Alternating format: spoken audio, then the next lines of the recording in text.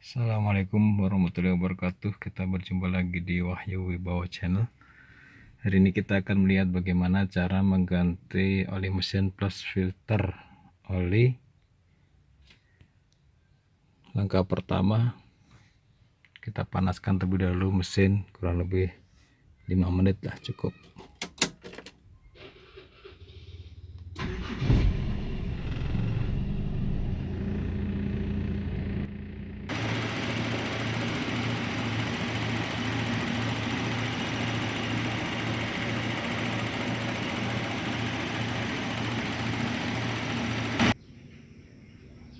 Sebelum kita melakukan penggantian oli dengan oli yang baru, kita persiapkan dulu alat yang akan kita gunakan.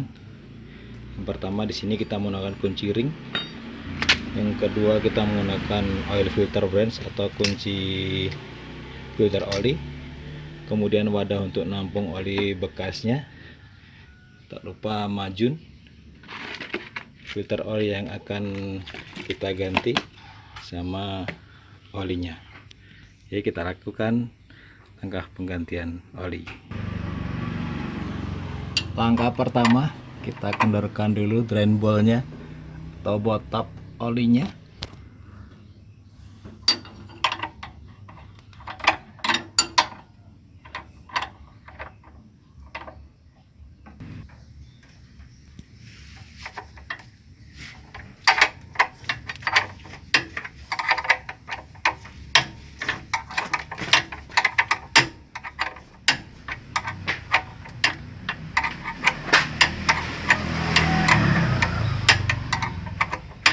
Setelah kendor, kita taruh tempat penampungan oli bekasnya di bawah drain ballnya atau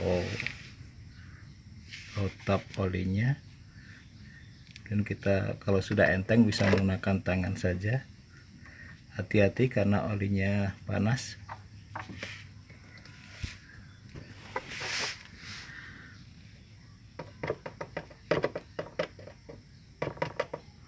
Kita tunggu sampai benar-benar olinya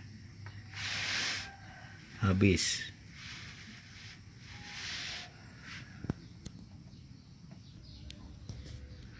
Di setiap penggantian oli, seharusnya pada drain ball atau botap oli ini ada washernya. Dan washernya ini setiap kali kita ganti oli, harusnya washernya ini kita ganti dengan yang baru. Jadi sekali pakai, supaya momen pengencangannya tetap standar dan kondisinya tetap rapat dan mengurangi resiko untuk rusak pada ulirnya. Supaya pembuangan olinya lancar, kita buka tempat tutup pengisian oli. Cukup diputar dengan tangan, saya kira mudah. Dengan menggunakan kunci filter oli, kita buka filter oli.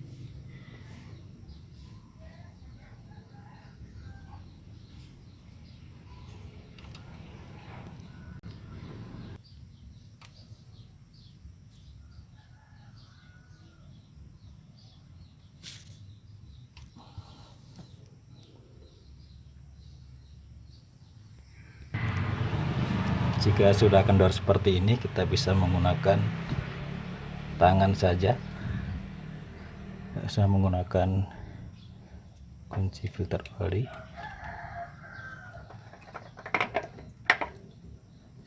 Jangan lupa di bawahnya kita kasih wadah supaya tidak berceceran olinya. Kemudian kita angkat filter oli kita. Setelah kita buka filter oli, kita bersihkan tempat dudukan filter oli dengan kain yang bersih.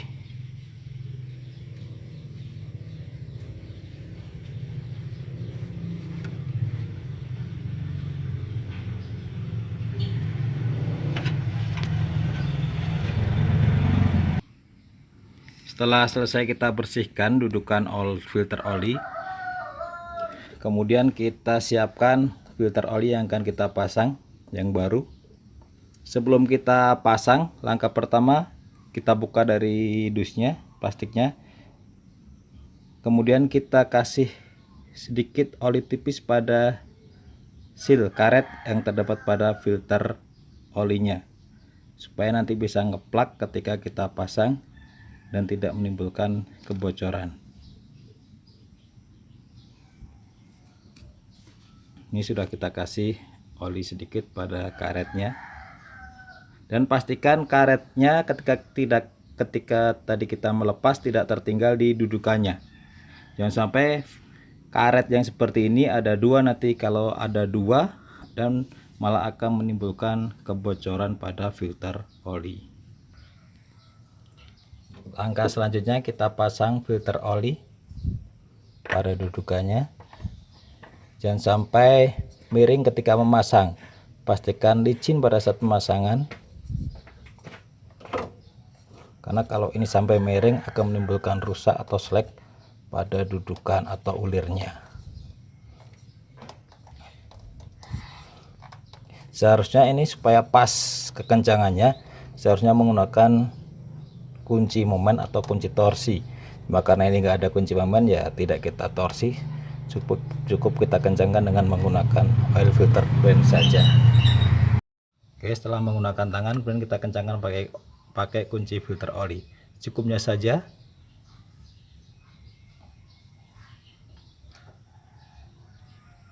Kita kira-kira kalau sudah kencang berarti cukup lah, sehingga tidak akan terjadi kebocoran. Setelah selesai dirasa cukup, kemudian kita bersihkan tetesan oli pada drain ballnya, karena akan kita pasang kembali. Pastikan posisinya sampai bersih, kering, dan sampai ada tetesan lagi. Kita pasang kembali drain ballnya.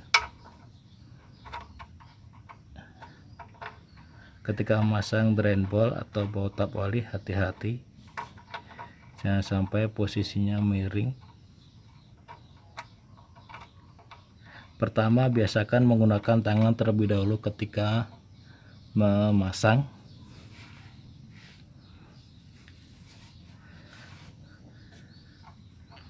Terakhir baru kita pergunakan kunci. Seharusnya di sini kalau kita ingin standar juga ada torsi standarnya. Cuma karena di sini nggak ada kunci momennya, sekali lagi kita tidak menggunakan torsi.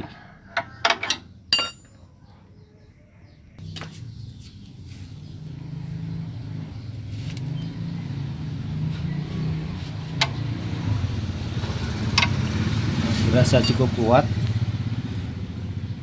Langkah selanjutnya yaitu pengisian oli mesin. Langkah selanjutnya yaitu pengisian oli mesin melalui lubang pengisian oli. Kita bisa menggunakan corong. Kalau tidak pakai corong juga bisa tidak menggunakan corong. Yang penting hati-hati ketika kita menuangkan oli mesinnya.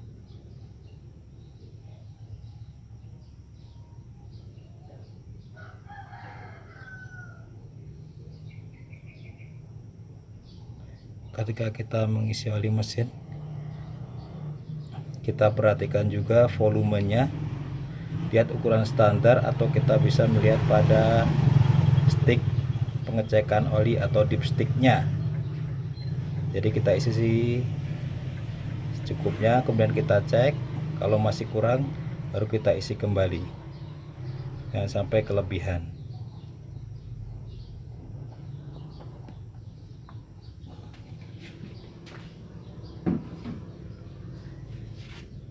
Ini dipsticknya kita cek volumenya cukup atau belum, dan kita lap. Setelah kita lap, kita masukkan kembali, kita angkat kembali, kita lihat volumenya cukup atau belum.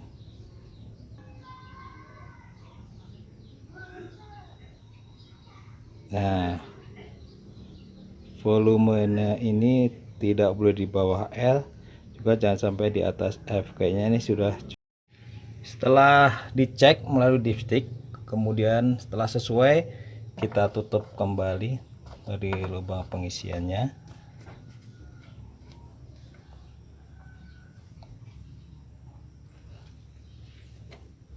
kita lap biar bersih.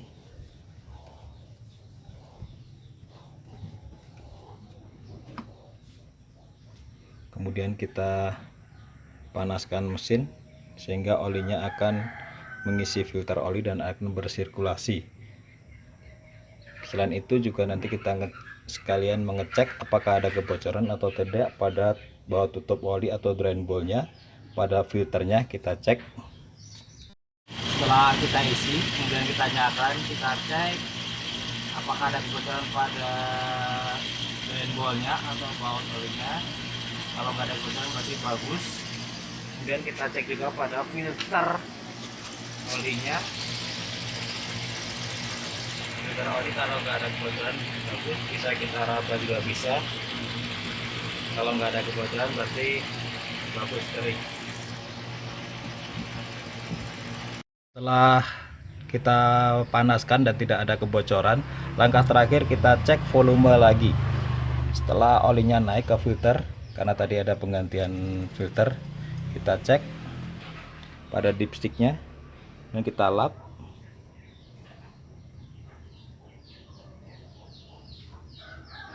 Kita masukkan kembali.